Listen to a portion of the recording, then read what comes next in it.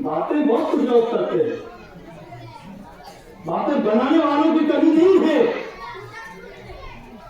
अच्छे अच्छे लोग सफों में खड़े होते हैं, लेकिन सबसे पहले आसमान वाला उस आदमी की तरफ निगाह करता है जिसका दिल बिल्कुल आईने के मानंद पाक और साफ हो। मैं पूछता हूं कि किसने यह बात को दिया है कि आप अपने भाई से मुसाफा करना नहीं चाहते, बात नहीं करना चाहते हैं, इसका मतलब ईद नहीं है। ईद का मतलब है दुआ खुले माना। यही हदीस मैंने पढ़ी है कि आज मजदूरी पाने का दिन है। जो कुछ भी हमने एक महीने किए हैं और सबने किया है, मुबारक महीना था, सबने किया, जिससे जिस कदर बन पाया उस कदर किया है, अपने रब को राजी करने के लिए, अर्श वाले को राजी करने के लिए जो कुछ भी जिससे बन पाया किया। लेकिन दुआ क्या थी, कभी हमें इसकी तरफ भी तवज्जो करना चाहिए। अबू हुरैरा रज़ियल्लाहु ताला अन्हु है, सुनिए आपके सामने रिवायत आ रही है, रोते हुए आका के खिदमत में आ गए। आका ने पूछा, ए अबू हुरैरा क्यों रो रहा? कहा, मेरी मां ने मुझे मारा है। तवज्जो की यही एक बात है, यही एक लफ्ज आपके दामन में मैं डालना चाहता हूँ। अबू हुरैरा नौजवान है, कोई बच्चा दूध पीता हुआ बच्चा नहीं है, वो सहाबी बन चुके हैं और अल्लाह के बड़े अच्छे सहाबी हैं, बड़े प्यारे और लाडले सहाबी हैं। कहा, ए अबू हुरैरा क्यों रो रहे हो? कहा, मेरी माँ ने मुझे मारा है। किसने मारा है?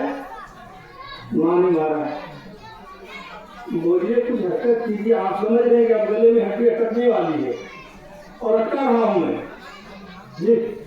आज इस्लामी स्टेज से बाबाओं ने हमें कहने नहीं दीजिए कि एक वक्त वो था कि अबू हुरैरा आका की अदालत में रोता हुआ हाजिर हुआ और कहा, मेरी माँ ने मुझे मारा है। और एक दिन आज है कि आज माँ रोते हुए फिरती है। किसके पास? मुखिया के पास, सरपंच साहब के पास, वार्ड मेंबर के पास, गांव के अच्छे भले आदमी के पास। एक बुढ़िया क्यों रो रही है कि हमारा बेटा में इलाज है। ऐसा हो रहा नहीं हुआ? हालात में तब्दीली आई, क्यों आई? सोचो नौजवान,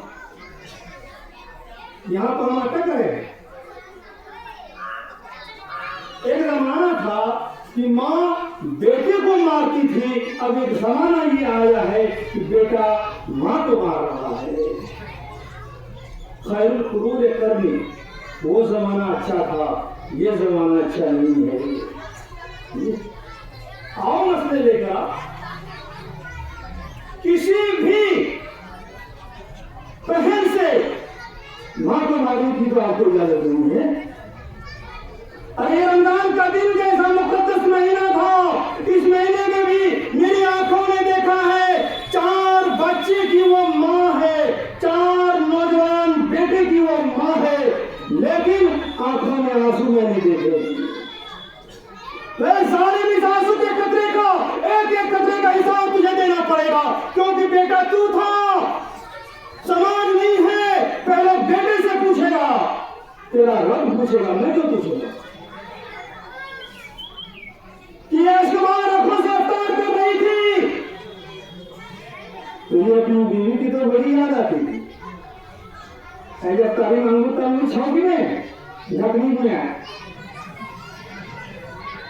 माँ से भी कभी पूछा तो मैं यहाँ गए अफ्तारी से छौकी में आए ईदगाह अपनी दुआ कबूल करवाने, जन्नत में आने के लिए। कल तो अगली बार अगर मां नाराज है तो आपकी एक ईद क्या, जिंदगी भर आप ईदगाह के मैदान में सजदे रखकर अपनी पेशानी को रब के सामने रगड़ते हो, एक भी ईद कबूल नहीं होगी। ये मैं नहीं कहता हूँ, मेरे आका का फरमान, मेरे आका का फरमान। जिसने अपनी माँ और बाप की आंखों को अश्रुवार किया है, इस मुकद्दस महीने में उसकी ईद कबूल नहीं होगी, उसके नए कपड़े कबूल नहीं होंगे। हाँ, एक पुराने कपड़े में मलबूस एक अल्लाह का वली, अल्लाह का फकीर ईदगाह में आया है। पुराना कपड़ा तो कुर्ता भी पुराना है, नीचे बनियान भी पुरानी है, लुंगी भी पुरानी है, लेकिन माँ राजी करके आया है। खुदा की कसम जिम्मेदारी से कहता हूँ, ऐसे लोगों के दुआओं के सत्ते में हमारी आपकी दुआ कबूल होती है, कबूल होती है।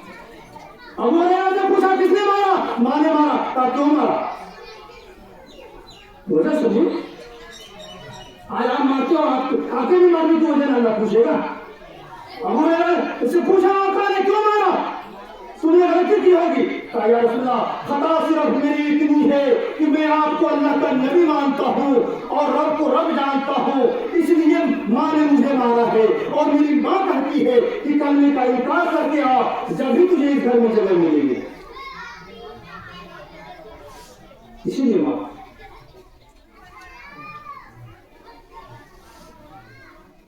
मेरी माँ के लिए दुआ कर दीजिए। क्या कहा अबू हुरैरा? या रसूलल्लाह, मेरी माँ के लिए